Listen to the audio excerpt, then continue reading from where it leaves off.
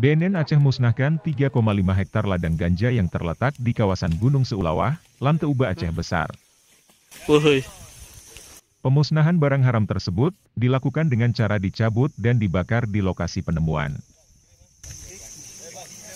Kabid Pemberantasan BNN Aceh, Kombes Pol Mirwazi, mengatakan, ladang ganja yang ditemukan pihaknya itu berada di kawasan hutan lindung di Aceh Besar. Ladang ganja yang ditemukan pihaknya berada pada 2 lokasi, dengan jumlah mencapai 6.500 batang dengan usia rata-rata 3 bulan dan ketinggian 1,5 meter, atau siap panen.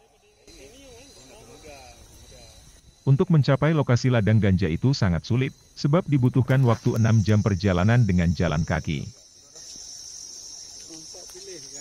Menuju ke TKP harus melewati tanjakan, dan bahkan akses ke sana rata-rata kemiringan jalannya mencapai 60 derajat. Saat petugas tiba di TKP, sambungnya lagi, tidak ditemukan pemiliknya, dan bahkan hal serupa kerap terjadi terhadap ladang ganja yang ditemui BNN Aceh.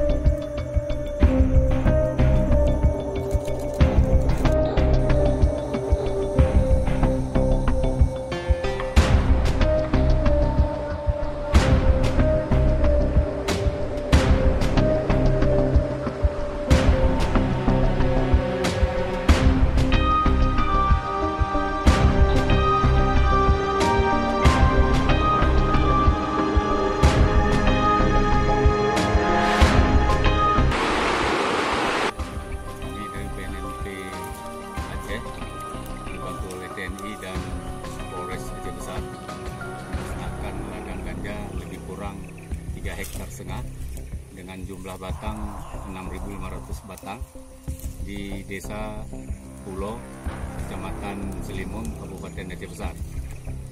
Keberadaan ladang ini dari informasi dari mana? Informasi tersebut kita dapatkan dari masyarakat sekitar yang merasa resah dengan ada tanaman ganja yang dilarang ini, yang harus kita musnahkan agar tidak merusak generasi muda kita. Ini yang berapa kalau di daerah ini?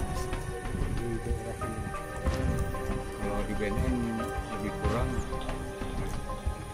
2 kali dalam setahun kita memusnahkan ladang ganja.